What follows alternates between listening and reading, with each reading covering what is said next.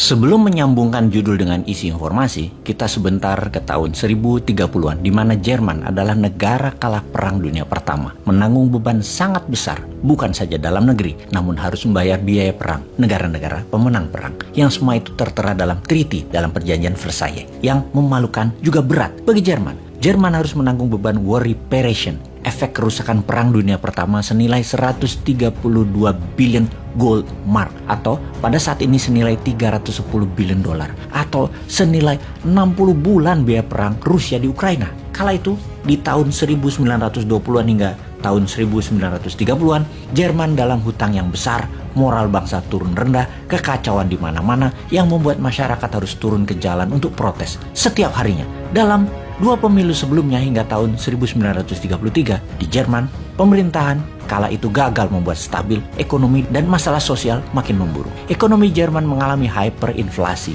pengangguran dan ketidakpastian ekonomi. Hitler dan Nazinya memanfaatkan peluang tersebut, yaitu kekacauan negara Jerman, khususnya dalam masalah ekonomi, sebagai tema propaganda dan berhasil mengambil alih pemerintahan serta membuat Jerman menjadi negara superpower dengan cepat. Ketika 30 Januari 1933, Hitler dilantik menjadi kanseler. Selanjutnya adalah sejarah yang kita semua sudah tahu. Moral of the story, cerita di awal itu adalah masalah finansial dan inflasi bisa merubah jalan sejarah, bisa change the course of history. Bersama dengan itu semua kita kembali ke keadaan kita sekarang dalam minggu-minggu kemarin hingga saat ini dan beberapa bulan ke depan.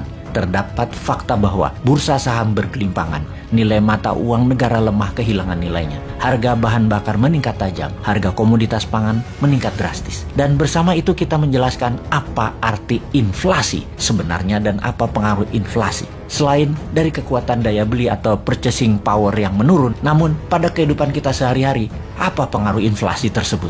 Apa efek inflasi bagi dunia saat ini? Sehubungan dengan inflasi semakin meningkat, sebaiknya harta Anda, uang Anda diletakkan sebagian di emas, di dinaran, aplikasi yang membuat rupiah Anda memiliki emas sebagai jaminannya. Dalam rekening Anda ada 10 juta rupiah yang Anda bisa belanjakan dan ambil setiap saat karena bisa ditransfer antar bank seketika. Juga memiliki kartu ATM GPN. Di sisi yang sama, ada sejumlah emas di rekening Anda yang juga bisa diambil kapanpun dengan dinaran gold ATM. Mana ada rekening yang punya 2 mata uang, yaitu rupiah dan emas, hanya di dinaran. Ayo segera download aplikasi di Android dan iOS. Sekarang kita kembali ke inflasi dunia. Dunia saat ini dikuasai berbagai macam kepala negara dan bentuk pemerintahannya. Ada yang atas nama demokrasi yang dimodifikasi, ada rejim otoriter, ada bentuk kerajaan atau sistem monarki, dan banyak rupa model dan sistem pemerintahan. Pertanyaannya, apakah akan selamanya begitu di masa ekonomi terbatas dan inflasi tinggi seperti yang sekarang sedang terjadi? Atau akan berubah total, bahkan terjungkal penguasa yang gagal kelola inflasi tersebut? Kita semua tahu, inflasi akan mempengaruhi politik sebuah negara atau sebuah wilayah. Juga akan banyak perubahan kebijakan, juga perubahan prioritas sebuah pemerintahan, juga berefek kemiskinan. Kita akan bahas 4 masalah hal tersebut. Pertama, inflasi mempengaruhi politik.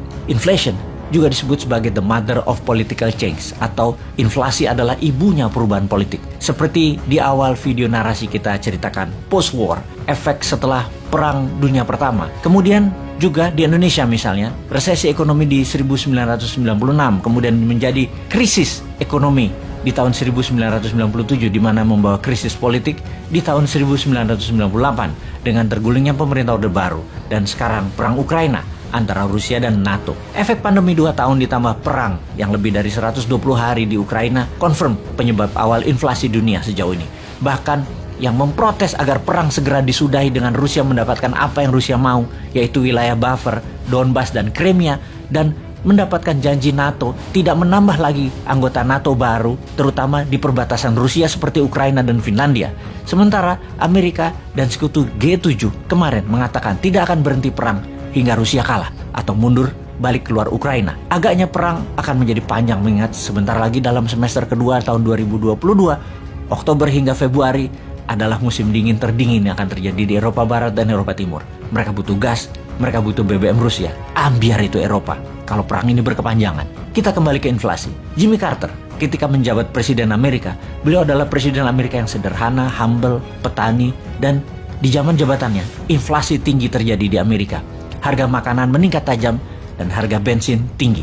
Tingkat pengangguran terburuk dalam 10 tahun terakhir di zaman Jimmy Carter, ditambah derak kartel menguasai jalanan Amerika. Ujung-ujungnya inflasi menumbangkan Jimmy Carter, diganti oleh Ronald Reagan dengan kemenangan telak. Saat ini, di Amerika, harga pangan juga naik 10% dalam 4 bulan terakhir. Harga BBM naik 8%. November tahun ini, Joe Biden menghadapi midterm election. Peluangnya adalah inflasi akan memukul Biden dan akan merubah jalan sejarah politik Amerika ke depannya. Kita ke India sekarang. Di tahun 2014, Perdana Menteri lama India, Manmohan Singh, inflasi India terburuk kala itu, sehingga Narendra Modi berkuasa dengan telak. Sekarang kita semua mengerti apa yang inflasi bisa lakukan kepada sebuah pemerintahan. Kita mereview inflasi dunia, global inflation. Saat ini berkisar di 7%. Harga pangan juga meningkat sekitar 7%-an sejak 4 bulan terakhir.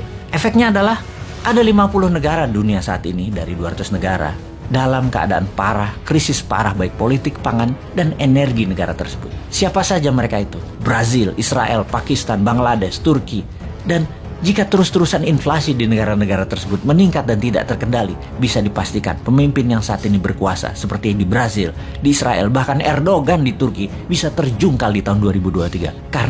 Karena meningkatnya harga-harga kebutuhan bisa menggulingkan pejabat berkuasa. Inflasi bisa juga merubah wajah sebuah negara. Lihat saja Venezuela. Venezuela memiliki cadangan minyak bumi terbesar di dunia. Tetapi di peta dunia, apa posisi Venezuela sekarang? Kegaduhan politik berkepanjangan, inflasi tinggi juga berkepanjangan.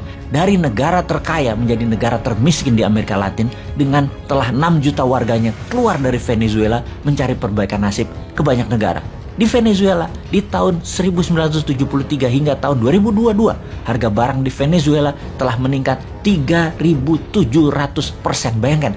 Bayangkan naiknya ribuan kali harga itu. Bahkan dibanding dengan Singapura dalam 10 tahun terakhir harga telur tidak naik 1 sen pun. Di Venezuela ada lagi yang lebih parah. Bulan Februari 2019, inflasi Venezuela 340.000%. Itu gila namanya. Uang Venezuela sama dengan toilet papers, nggak ada nilainya, junk papers. Di tahun 2019, 20% populasi rakyat Venezuela keluar meninggalkan kampung halaman. Kita lanjut inflasi dengan kebijakan pemerintah. Inflasi merubah kebijakan semua pemerintahan, itu adalah sebuah kepastian. Merubah by force, dengan paksa, yang kalau tidak berubah, gaduh dan chaos jadinya. Seperti rakyat Sri Lanka saat ini yang membakar rumah dinas pemimpin Sri Lanka, Raja Paksa, dan memaksa Raja Paksa mengundurkan diri. Dan dia akan mengundurkan diri dalam minggu ini. Inflasi juga membuat Boris Johnson, Perdana Menteri Inggris, mengundurkan diri setelah didemo para buruh kereta api dan para guru di Inggris. Kebijakan apa yang diubah adalah kebijakan yang menguntungkan negaranya yang dilakukan, seperti memproteksi. Siapa aja negara yang sudah memproteksi saat ini? Argentina misalnya, melarang ekspor soybean keluar dari negaranya. Algeria menutup ekspor pasta, gandum, gula untuk tidak keluar ekspor barang tersebut. Mesir membatasi minyak goreng. Serbia tidak lagi mengirim gandum, jagung. Juga Kosovo, gandum dan minyak jagung tidak keluar lagi. Dan banyak negara yang mementingkan warganya dengan mengubah kebijakan. Karena perang, semua menjadi terbatas dan semua melindungi kepentingan bangsanya sendiri. Sungguh, prioritas pejabat yang peduli rakyatnya adalah mengendalikan harga-harga di dalam negeri terlebih dahulu di masa inflasi dunia. Sekarang pertanyaannya, apakah Indonesia sudah siap untuk semua itu?